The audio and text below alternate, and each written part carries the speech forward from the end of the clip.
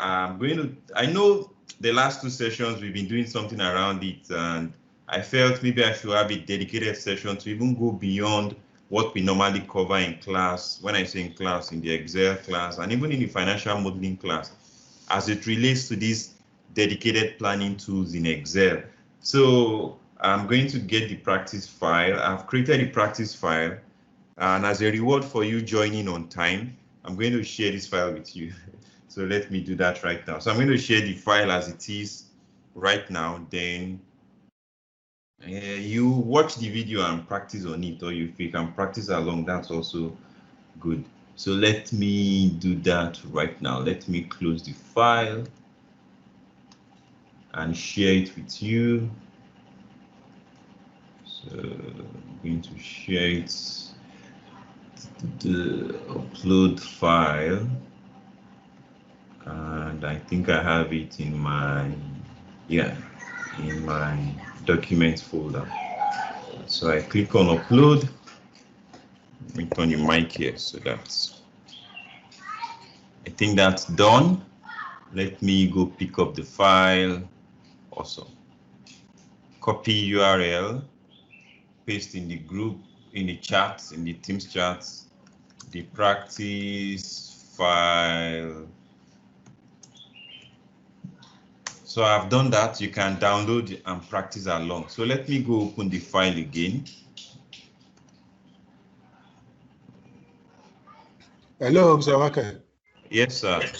Okay, is there anything I've missed? No, you have not. Okay, you have sent some things to the chat. Chat, yes, the practice file. Okay. So, planning tools in Excel. By the way, when I say tools, there's a reason I'm using the word tools, because you can use formulas and, but this time around, I want to focus on tools that Microsoft added to Excel dedicatedly for planning. So there is this one, what if analysis, okay? And also there is solver, these 2 tools, okay? And we're going to go through them right now. Let's start with the goal seek. And before I go too far, let me try to at least get you acquainted with what I'm using as the practice file. So it should look familiar if you've been taking our sessions before now. This is an income statement, but I've made some adjustments. So I've broken down the revenue lines. And so I've broken down the revenue to be, okay, what is the unit price we are selling at? The factory has a capacity. What's the annual capacity of the factory? So what is the utilization? What's the factory utilization that we are operating at? Then using that, I can get out the volume we're able to push out. So, capacity times what we are using currently shows us the volume we're able to produce and sell. So with that, you're able to compute the revenue. Revenue is straightforward now. It's just the unit price times the units that were sold, okay? So we all know that anyway. And then there's the unit cost. So what's the cost of production? So sorry, we are not seeing your screen. Help us share it. Okay, so I'm sharing the screen. Is it showing now? Okay, yes. Thank you. Thank you for letting me know on time. All right, so the breakdown of the revenue, good. Then the cost of sales too, I have it broken down to the unit cost and to the unit sold. So this unit sold is obviously the same unit sold on that revenue, okay? So we understand now that gross profit is always equal to the revenue minus the cost of sales, okay? So, okay. All right. All right. So gross profit margin and general market, pretty much everything as we will have it in a typical income statement. That's what I have here. Just a bit of, I decided to get out the margins, get out the operating profit, excluding EBITDA. So I don't want us to be bogged down by all of these, because if you notice, I've colored the parts that I want us to focus on. So everybody understands this part, and that is good enough for the demonstration I want to do. Okay, so let's start with goal seek. Last week we did goal seek, actually break-even analysis, if you remember, right? So I said with goal seek I can go directly straight at the answer without having to do trial and errors, right? So today we are going to use it on a completely different example, right? And look at this. Imagine this is your business, okay? You have spent some money upfront in year 2019 to set up the factory and all. So you have incurred some costs, but you are going to start operating fully. So you started operating fully in year 2020, okay? And you know what? Let me change things a bit here. Let's say this is 2018. So I won't be talking in the past tense. Okay, good. So last year you have set up the factory. This year is when the factory has come alive and production has started, right? When you plug in all the plans, so let's think about it. Plan number one, how much are you going to sell the product at? So again, everything is, you have a feel of the market. You try to put what your competitions are selling at. They're selling at 1,000 naira per unit, okay? What can we say you are producing? Let's say you are producing fruit juice, but premium fruit juice, okay? So then factory capacity, you have installed a factory, you've set it up. That's what you used the major part of last year to do, to set it up, to do the whole factory setup and planning. So it is a very known figure that factory, that your plant has the capacity of producing 10 million units of those juice. Let's say they're going to be, I don't know, maybe wine. Let's say it's wine you're producing. Wine for 1,000 naira, that's really cheap, huh? Anyway, yeah, you have found a way to produce it that it's cheap and you are locally sourcing. So you can push out 10,000 volumes from that factory, 10,000 units, 10 million units a year, okay? That's that part. But we all know you cannot run up to 100% factory utilization, capacity utilization instantly. You know, there are constraints. The people are going to run it, even the demand too. If you know if you know that you can sell 2 million units of juice this year, and you decide to start selling 2 million units of juice this year, and you go and install a factory of 2 million capacity, you are sabotaging your growth next year. You can't grow beyond the capacity of your factory, right? So usually two things, apart from the fact that it might take you time for you to reach up to 100% utilization, if it is ever possible, because 100% means everything, you are running it at full capacity, no downtime, no, it's very rare, but 90 something is like top notch. So apart from the fact that you can't really go that high instantly, number two is people accommodate for growth. So if I know that my market is a 4 million units market that I can grab, right? You know, when you leave out the competition, what you can grab. I'm not going to go and set up a factory that is 4 million units capacity instantly. I will want to accommodate for growth into next year, the year after. So I'm probably going to set up a factory that will be maybe 6 million or 8 million, so that as my market is growing, it's not going to be my plant that will be the thing restricting our financial growth. So all what I'm saying is, for those two reasons, usually you can't be up to 100% factory utilization from the get-go. Okay, so that's aligning with reality. So units sold. So if I'm operating at 25% capacity, then I'm going to be pushing out 2.5 million units this current year. Okay, so we know that one. And then revenue is going to be equal to this times this. You know, how much you're selling each. I've sent us the file. For those who just joined, the practice file is in the chat box. Let me repost it, so you can be able to practice along if you want. But in case maybe you even drop off the event before the end, You already have the practice file, so you don't have to worry about, hey, where am I going to get the practice file from? Okay, so clear? Good. And unit sold, unit costs. How much it costs us to produce each unit, and the volume unit sold is still the same as this. So question number 1, the first question I want us to tackle is, every business owner wants to see all possibilities. If I am selling, even if what I'm selling is gala, right? With my knowledge of Excel, I will want to see possibilities, it's on paper now. It's not, doesn't mean that I'm incurring the cost. I want to see if I've already spent money to rent a shop, furnish the shop, can I recoup all this money this very year, first year of operations? Let's not even just see, is it possible? If it's going to be possible, what needs to be done? Well, under what circumstances will I be able to recoup all of my, at least under what circumstances will I be profitable right from the year 1? So if you look at this right now, this company is not profitable right from the year 1. We are not profitable in year 1. We are already making a loss of 118 million naira. Okay, so the owner of the business, you, the manager, will want to see, what can I do differently? What can I do differently?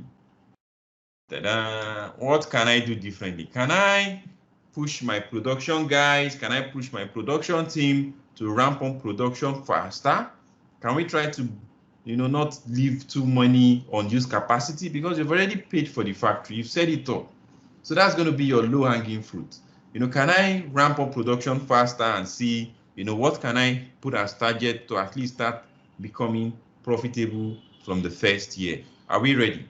So last week we did it, that instead of me coming here and doing trial and error, coming and putting, oh, what if we did 28%? And then I'll be monitoring here. It's now a negative 28 million. Okay, it's coming down. What if maybe we did 40%? 40% factory capacity utilization. Boom, we've even turned profit, right? I don't want that guesswork, right? I want something that tells me exactly at what point, at what factory capacity utilization do I become,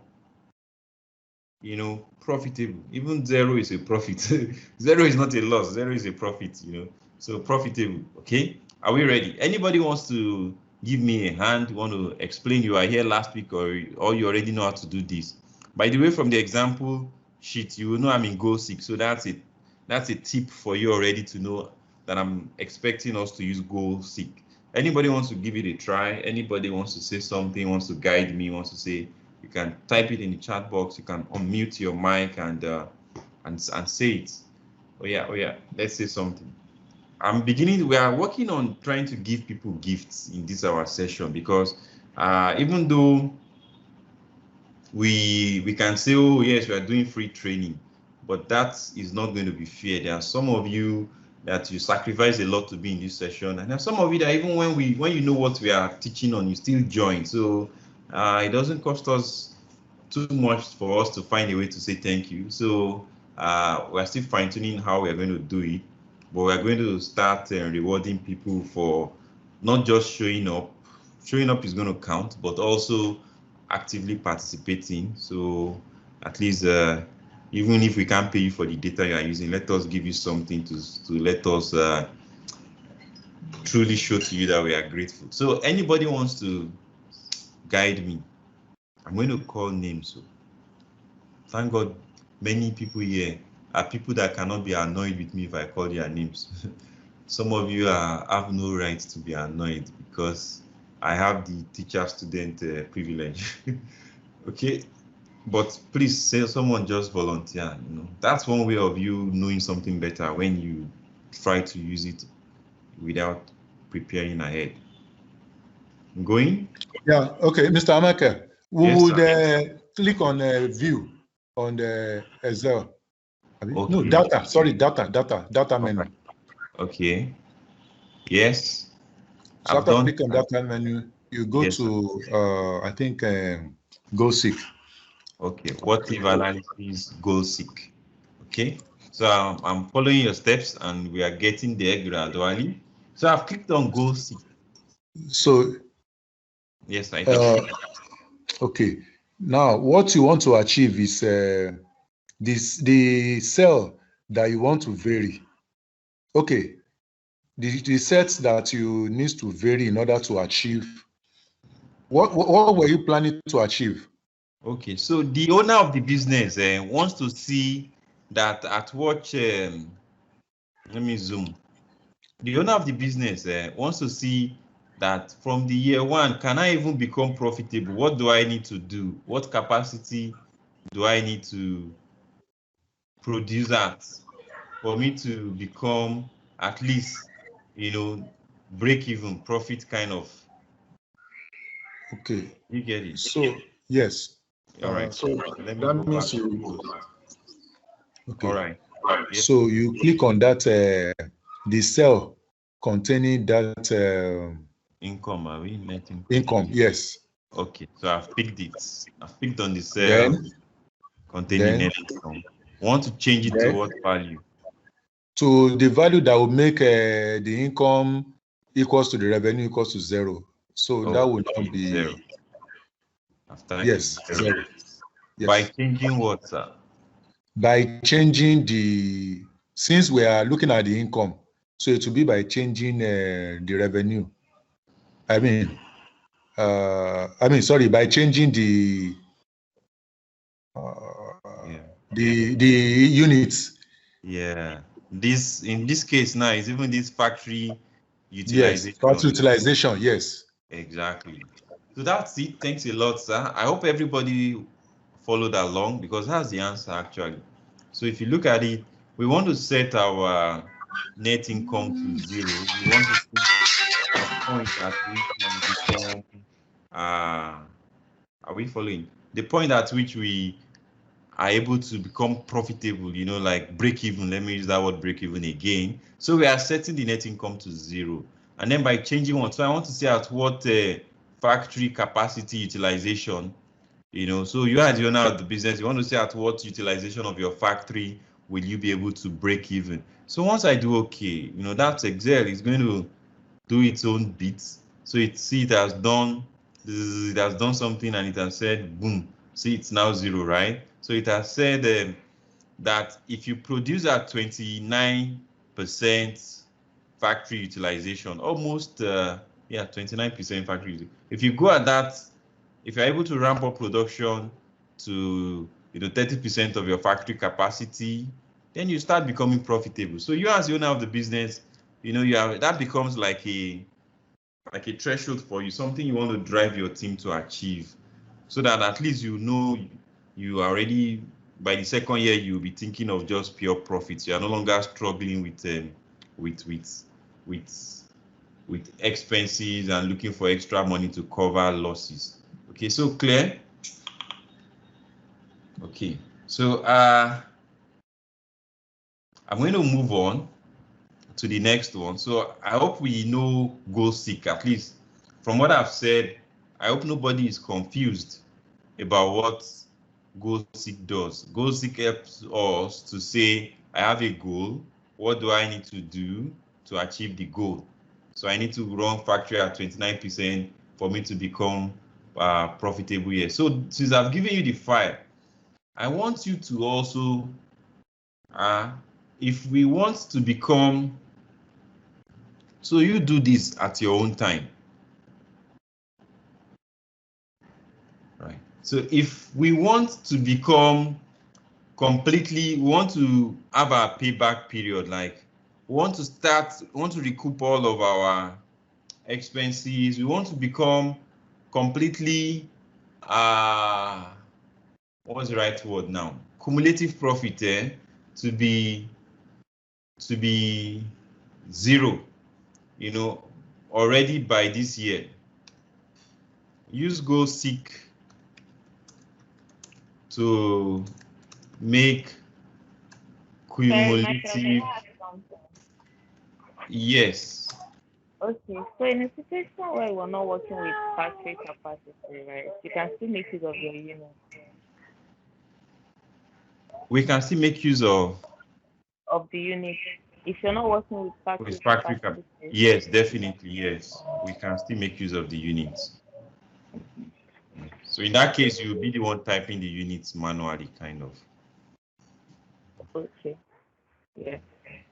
So at your own leisure, try this. Try to use GoalSeek to find out at what factory utilization, maybe in the first year, will you already become, you know, completely profitable. You can see here, last year we made a loss. This year we broke even. Next year we are making a loss. Why are we even making a loss next year? Okay, I think our general and admin expenses kicked up. You know, it's normal, you know, by the time you go into your next year, in the first year you are hiring key staff. You as the manager, you'll be doing a lot of work. But next, the subsequent year, you will have been able to hire all the people you need to hire. People won't be overworked, so you will see that your expenses might go up more. You might need to hire more warehouse, rent more places. So it makes sense, right? So, but then use GoalSeek to find, you know, how this will be zero. So I move on to scenario manager, okay? So scenario manager deals with the fact that in this case, the unit price and the factory utilization, right? I want to create scenarios around them. I want to be able to say, you know what, unit price, factory utilization. I want to be able to say best case scenario, base case, and worst case scenario. What will happen, right? And let's just focus on this first year for now. Let's not worry too much. Let's start it here, okay? So if I say, okay, what we have right now is a base case, 1,000 per unit of products, selling, using 25% of our factory capacity. Best case, maybe we are able to distinguish our product and charge a premium, and we're able to run factory at 30%.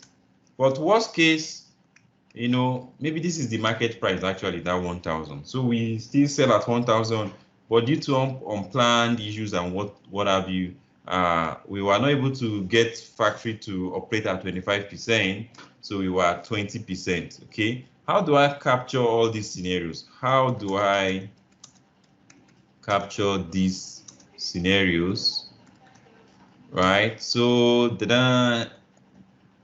I'm pleased to introduce to you scenario manager. So scenario manager is the tool that Excel has put there for us to easily capture stuff that are like this. So what do? We again go to the data menu, we again go to what if analysis. Ta-da, you see scenario manager right there.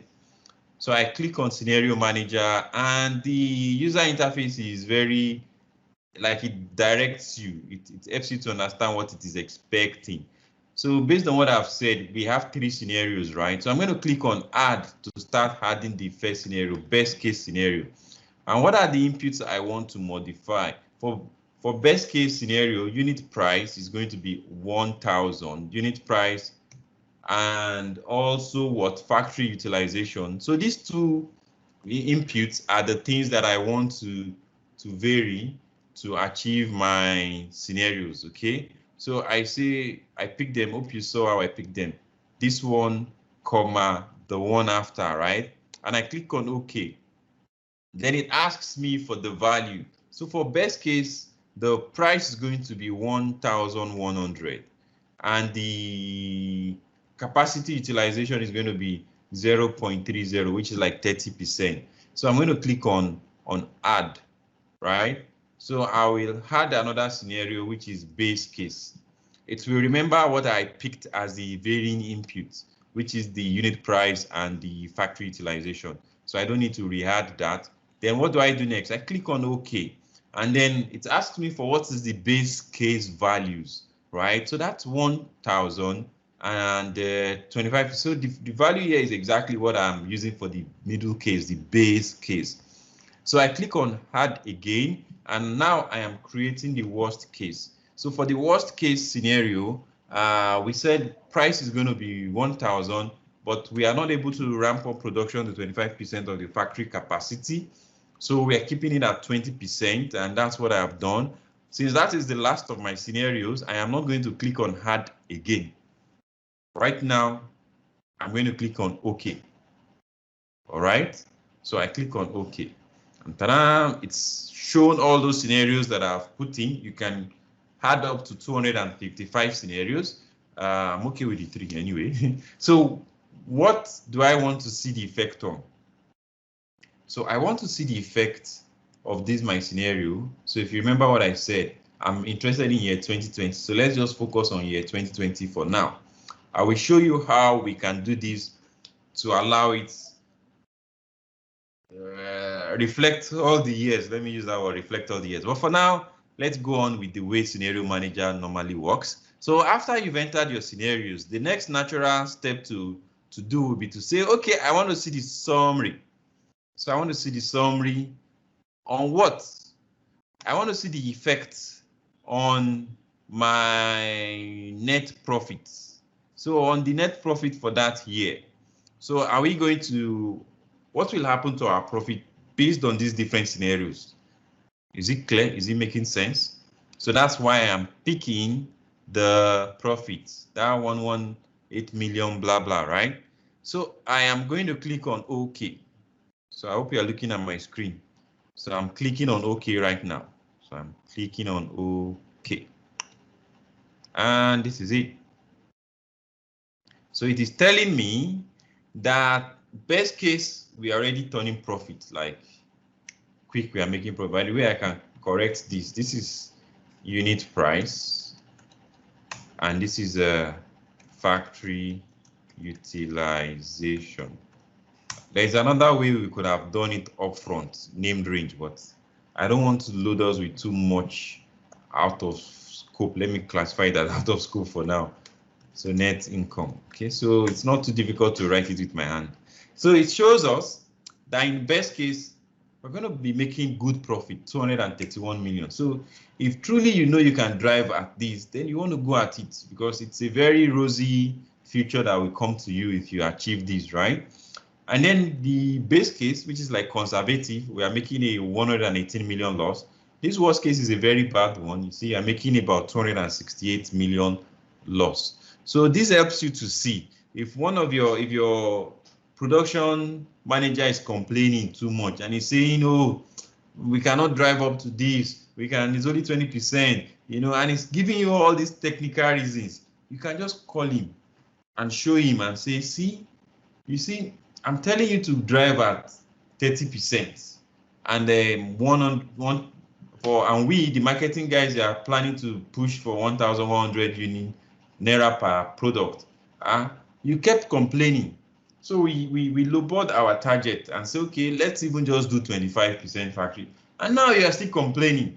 And see, if you keep your mentality at the 20%, we are going to make a serious loss. Your job is on the line. We will not be able to pay you next year. In fact, maybe before the end of the year, we'll have to fire you. So when you make it, when he sees it, that all these things are things that can affect him, maybe he will start becoming creative, and he will start thinking of how to actually reach that capacity and maybe even exceed it. Maybe you even use the opportunity to tell him that, if you reach this, we will give you, maybe some X% bonus.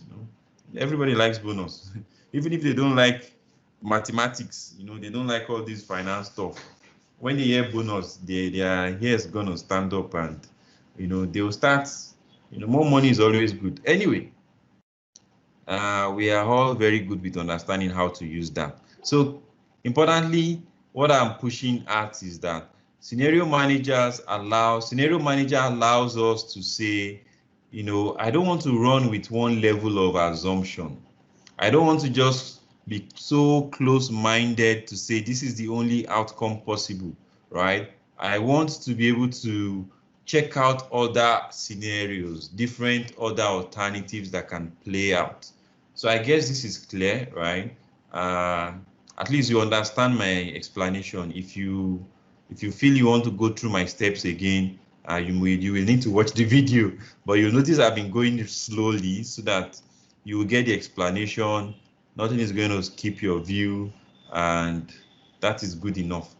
So remember what I said. Scenario manager, when we were doing it, we were so focused on just 1 year.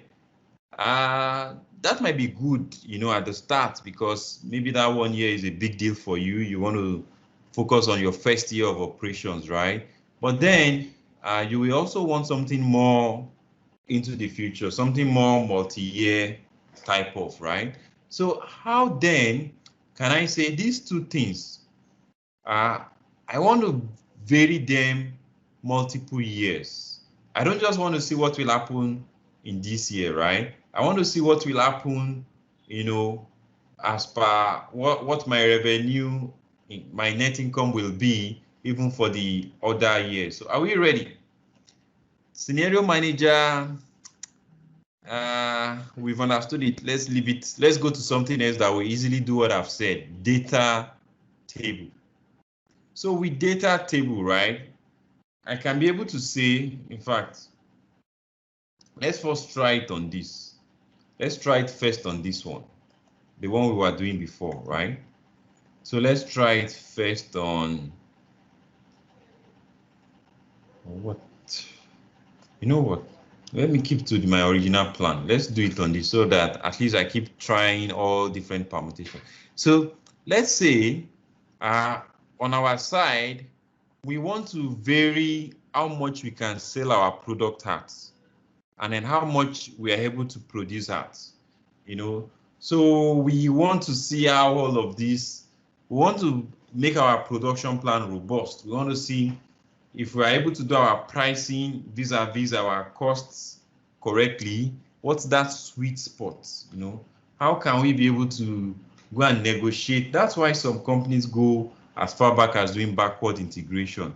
It's because unit cost is a big deal. It's not just your unit price. Like WAMCO at one point, 1 year, and I think maybe they even do it consistently, but I was aware that they used to have this program where they even send farmers, Nigerian farmers, that they probably don't even have passport, like passports, what sometimes we call international passport, the passport you're supposed to use to travel. They don't have it.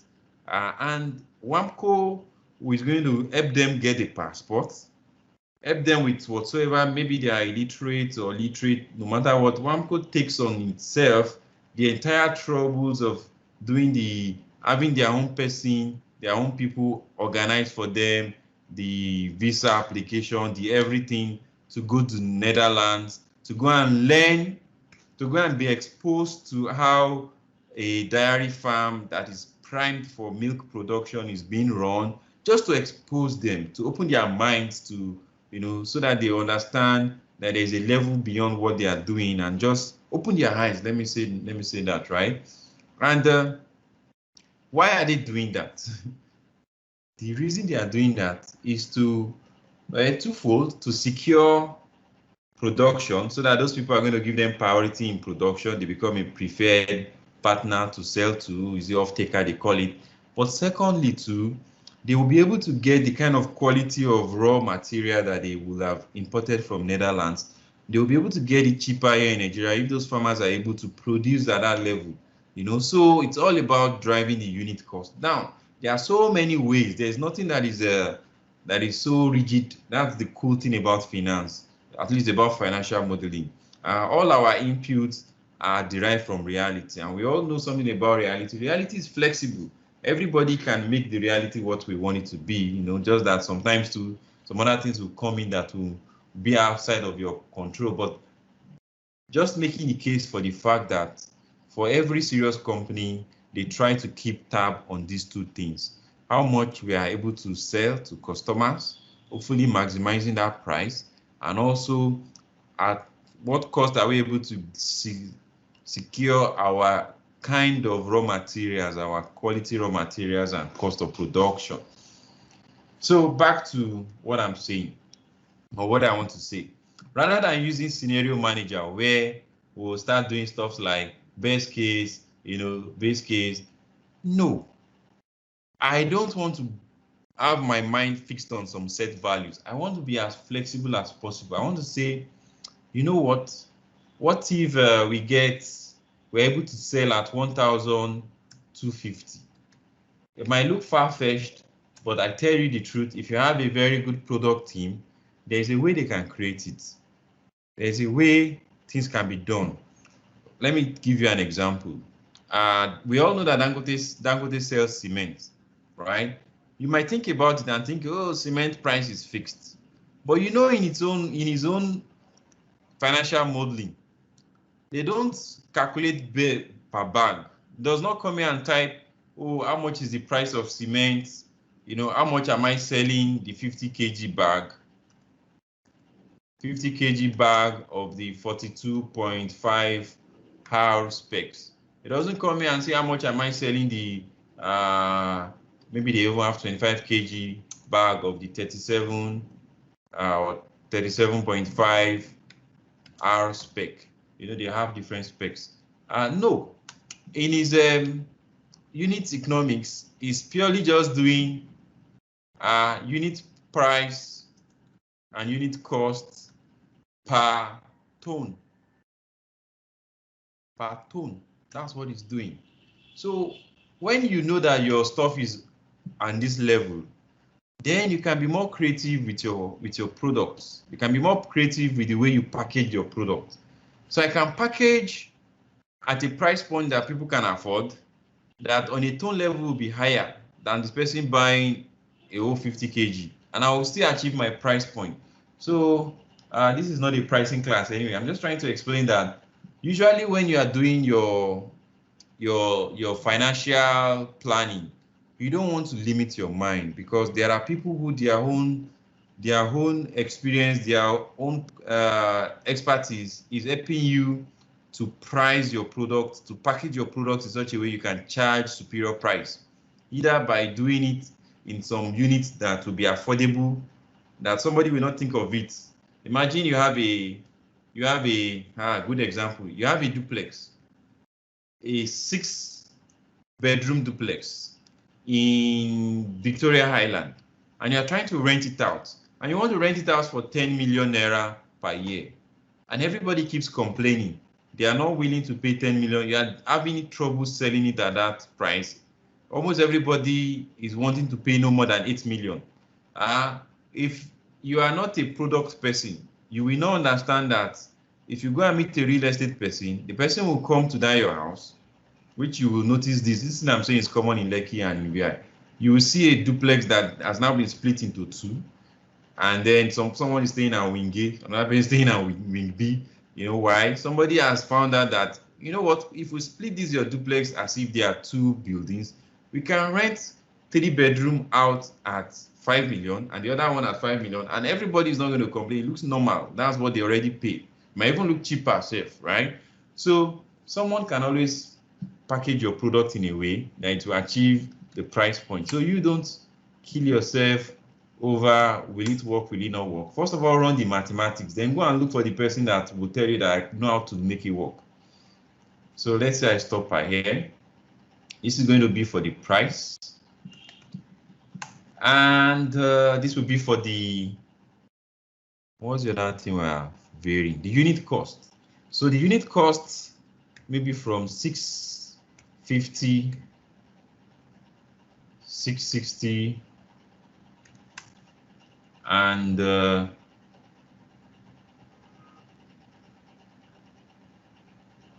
maybe like this. Okay, great. So if I have my unit price and my unit costs, and you saw what I did, I don't need to, in fact, if you want to make it a lot more in terms of options, you can. There is no limit, unlike scenario manager where you have to be thinking of best case, worst case, and doing too much thinking. This one, don't worry about thinking, just plug in the different figures for price changing one way.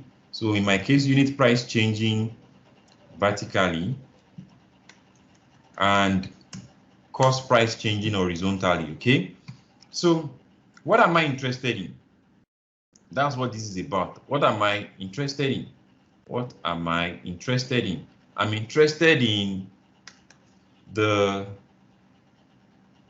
revenue. Now, don't worry for now. The revenue I'm putting the first year revenue, but like I told us, when I do this thing, the revenue can also affect this future one. But for building it, I need a use case. So let's just go on first of all. So I put this in. I say I'm interested in the revenue. Let me do that again in case you didn't see me. Equal to, I'm interested in what the revenue will be. And ladies and gentlemen, meet data table. Data table is the guide that is going to help us to check if my cost is varying this way, like a matrix, and my unit price is varying this way. With those different combinations, what is going to be my profit, my net income? So what do? I select all of this. I go to data, what if analysis, data table. So this comes up. I hope you see my screen. This comes up, and it doesn't ask us too many questions. Reason being that we have done most of the work up front. We have specified what will be changing one way, another thing that will be changing in another way. So if you look at it, what do I have changing on the rows? So if you look at it, on the rows 650, 600, 670, 680, what I have changing on the rows is the unit cost. So I'm going to go pick. Now this is the thing that is changing on the rows, the unit cost. Then for the column, what do I have changing on the column? What do I have changing on this vertical column? The 1,200, the 1,250, the 1,150. What I have changing on the column is the unit price. So once I pick these two, right, that is all. And I click on OK, it will go and do its computation. Let me format it in comma style so that you see it clearly. So with this, I'm able to see, how my revenue will turn out for the first year, for the year 2020. Okay, so I'm able to see my revenue is going to be, if I sell at 1,200 and I'm able to produce at 650 naira per one, whoa, I'm really raking in a lot of money. I'm making 441 million naira profit. But more importantly, this helps you with your pricing matrix, so I can come here to conditional formatting and say I want to highlight every place where we are making loss, every place where we are making less than zero. I highlight it in red. So with this, I will know our no-go areas. If we know that we are going to sell at 1,000 naira per product, right? We should never incur this kind of unit cost. Otherwise, we're going to learn at a loss, okay? If I know that I'm going to sell at 950 naira, then I just know for sure that year I'm going to make a loss, because that price is never going to be able to cover even my cost of production, my cost of running operations, my overhead cost and all, okay? So this helps you to get visibility into how your price sensitivity is like. So you find out that if you are able to push your unit price to 1,050 naira, you can be a lot more insulated from unit costs. You can have more bandwidth, more leeway to go look for the best supplier. You won't be so cost sensitive with your raw material anymore. So you will rather be much more focused on quality, because why? You have been able to put at a price point that insulates you from many of the costs that you are incurring. So this is how, like for us in our trading space, I sometimes use this to know how to price our training. So sometimes I use this to know That's why we are not so focused on quality. If you go on our website, you will see we even deliberately put it there on our website. We say that we keep our class size small. You know, when we say we keep our class size small, you'll be like, is that not a bad thing? Like, if you keep your class size small, are you not like saying that let me see where we write it. We keep our class size. Yeah, see, we always limit the size of our class to ensure students are. We write it this way so that it's for your prof benefits, right? But at the back end, the other thing is we have been able to identify a price point that is just perfect. People, that's the price, is even below what many of our competitions charge. But with that price point and with our own ability to keep our cost in-house, so most other training firms, many of them were not, a lot of them try to train so many things, so they don't have a dedicated in-house resource for almost all training. So you see them paying for the trainer, and whereas our own trainers are on salary, so that way our cost per trainer is a bit low, and also we're able to do higher quality content, do support, or even do more than what they can do, right, for the same price point you are paying, and we are incurring a smaller cost. That's the value of I think they call it specialization, which is also bad, because when people stop doing Excel training, we're in trouble.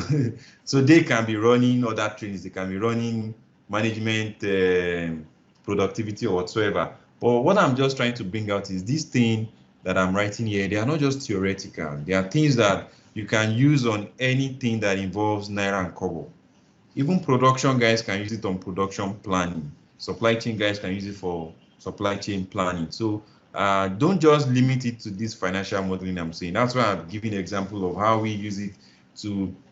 So we are not so much greedy for people. We are kind of like, we know that if we get a single digit number of people in our class, we will hit the point, maybe not the upper limit of our target, but we will not struggle. So we don't cancel classes really, compared to how some people, you never really know. They will even tell you when you pay that there's a likelihood they might cancel class if enough participants do not register.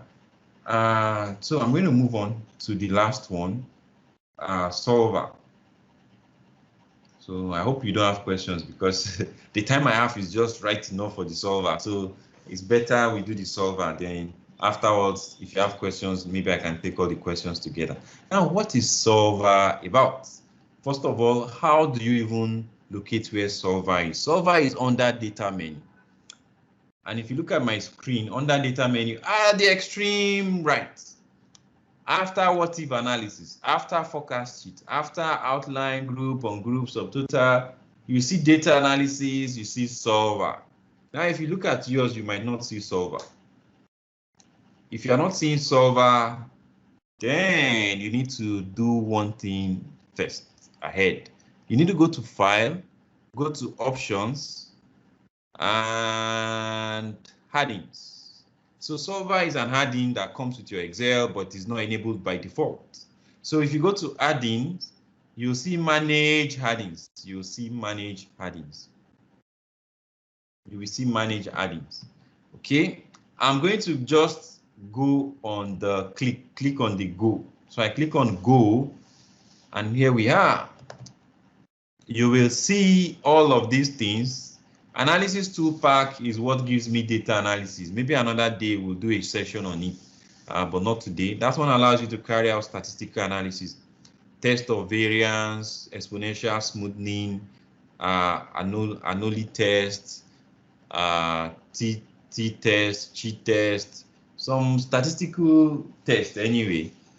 But more importantly, the one I want to talk about is solver. So I need you to enable solver by ticking it in yours and clicking on OK. So when you are practicing, this is the thing you should tick on. You see this solver, you tick it and do OK. Since I've done mine, I'm not going to need to do that again. Good. So when you click on data menu from that moment onwards, you will see solver in your Excel. So now what is solver about? Solver, if you ask me, is the ultimate planning tool in Excel. It allows you to capture reality as it is. I think it can do what the other ones can do, except this data table that, gives this flexibility. But you see what we did with GoSeek, Solver is going to do it really nicely, right? And do it with a lot more ability for you to capture reality. So now let's talk about reality. Sorry, this is my mouse, this is my touchpad. It does things that I don't intend. So the reality is that there will be constraints. I cannot raise price just to whatever I want. We live in a world where customers have an idea of what is reasonable. No matter what I tell you, no matter what even Microsoft gives me as an award, no matter what even the president that you like the most in the world tells you, you are not going to come and pay us $1 million for an Excel training. Your psyche, your whole body system is not going to feel all right to make that money.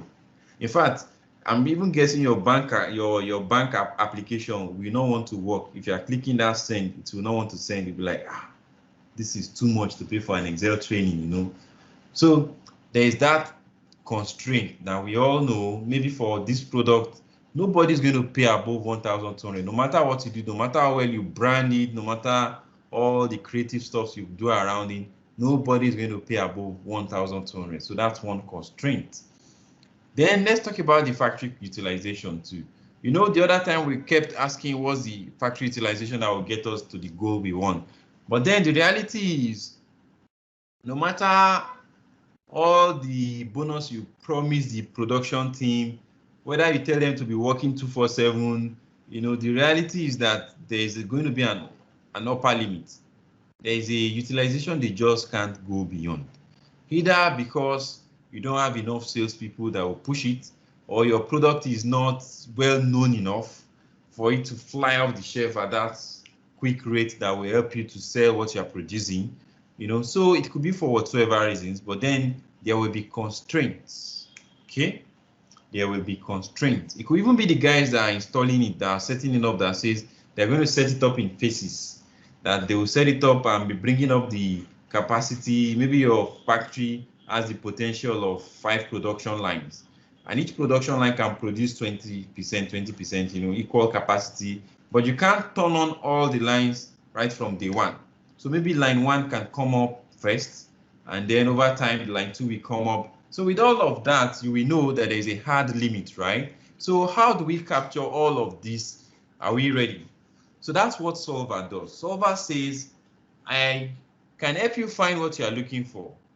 I can help you find the perfect sweet spot for this, but then I can also keep in mind the constraint that you are facing in reality, the constraint that you cannot raise price above 1,200, the constraint that your production capacity cannot be above this, right?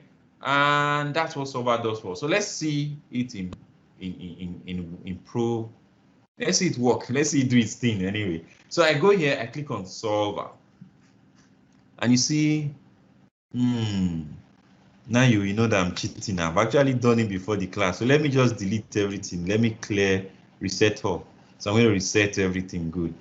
All right. So as it is in real life, you have to practice ahead so that, that it doesn't look like you don't even know what you're trying to demonstrate. So what do we want to do, right? Let me even explain what I've decided that you as the owner want to see. So your investors, they are kind of impatient. As far as they are concerned, they want to start seeing profits by end of next year. They don't want you to tell them that it's going to take you 4 years or 7 years to turn to profits, to turn profitable. They have other things they can put their money in. God did not write it in their destiny that it must be you they give their money to. So they have options, right? So you have to try as much as possible to see what can happen to keep with their expectations so that they don't stress your life unnecessarily. So the expectation is that by year 2022, end of next year, we should be profitable. We should be cumulative wise, we should have recouped all our money and start thinking of profit and dividends from that year going forward, right? Not that we'll still be looking for how to raise more money for the business. So clear? So this is what we want to turn to zero. And by what? We want to see at what price point and at what factory capacity, understanding that we cannot exceed these constraints. You know, how are we then going to achieve what our investors are going to be very happy with? So ready, we go to solver. I would have said, have you gone to solver? But don't worry, you don't need to go to it. Just follow me. You know, you can always practice afterwards. You know, maybe you practice immediately after so you don't forget. I want to set the objective. I want to set this our cumulative profit. This our cumulative profit. This one, this particular profit in year 2022. I want to set it exactly to a value of 0. Meaning I want to make it like by that point we'll have recouped all our expenses and we can be able to start talking about paying dividend going forward, right? By changing what? By changing the unit price. So what price are we selling at? Not only that, by also changing our factory utilization for the 2 years, for the 2021 and 2022. So I want to find out what factory capacity utilization is going to give me that sweet spot. So ordinarily, this is it. If you don't have any constraint, if you can always put your price at whatever price, if you can always ramp up production even to 100%, and you know it will work, you know, as if you are playing a game, huh? But in real life, we know that's not possible. So we need to add the constraints that mirror real life for us. So I come here, your staff can only work X number of hours a day. Your machine can only run X number of hours a day. You need to service it. Maybe it needs to work 3 weeks and 1 week it will rest. You know, all those kind of constraints, huh? Maybe we cannot work on some days of the year, Christmas Day or all those things. This is the tool that helps you to capture all of that. So that's why I say it's a very robust planning tool. So what do? Constraint number 1 is that our price can never be more than this 1,200. Okay, I had it. Constraint number 2 is that our factory utilization can never be more. So you see, this is less than or equal to. It's already there. I'm not changing it, but sometimes you might want to set it to must be exactly, you know, can be greater than, must be an integer value, must be 1 or 0, must be, I don't know how to use diff anyway, but let's just learn it in the way that aligns with what we are doing. So we are saying it cannot be greater than, so it must be less than or equal to these upper limits of our factory utilization. And those are the 2 constraints that I'm capturing. So I can click on, okay, I'm done with the constraints. Ta-da, and that is it. So what do? You can come here and say, okay, you want to use it, but don't worry too much. Let's not kill ourselves on that. The other thing is, this is good for us. We cannot produce negative, we cannot sell at negative price, and we cannot produce negative quantities. So you want to say, you want to make your values non-negative. So it's already ticked, but I'm just explaining why it is good that it is ticked, right? So I'm going to click on solve. It's very fast. I think it's done actually. So it is done, right? I'm going to tell it to keep the solution anyway. So keep the solution. I'm going to say okay. And let's go check out what it has. Obviously, you can see this is now 0, right? And then let's go check it out. So he said, you know what, we don't even need to change the price. Let's just leave the price the way it is. Just try to get this production level and you are good. Okay, so that is it. Huh? Any questions? Any questions? We are already 3 o'clock. I'm done. But I hope you got what I did. I hope it's clear. You got some insights. I didn't waste your time. I didn't bore you. Let's say something. Did we Any questions, any comments, any whatsoever?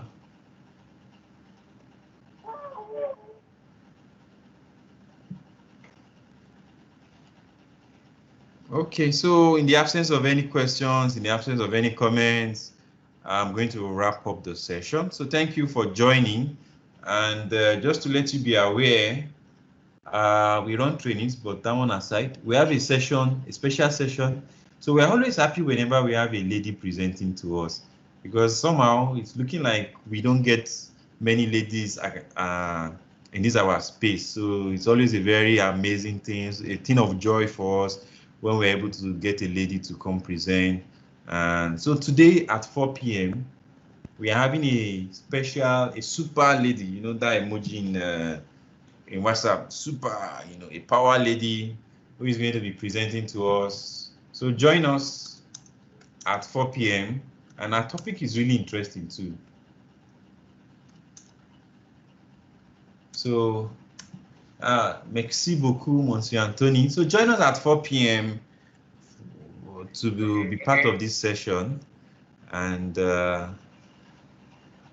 that's that. Then don't forget that for all your training needs in Excel, financial modeling, Power BI, we have posted our Python and R. So we want to specialize a bit. So Excel, financial modeling, Power BI, we are at your service. Just reach us, contact us, send us referral, help our ministry to keep going so that we keep getting more freebies for you. And thank you very, very much. Thanks for staying to the end. Have a nice rest of the Sunday. The recording is going to be out as usual by Monday or Tuesday. Let me just get you the YouTube link so that by the time you go there, you will always see these past sessions and this one when it is out.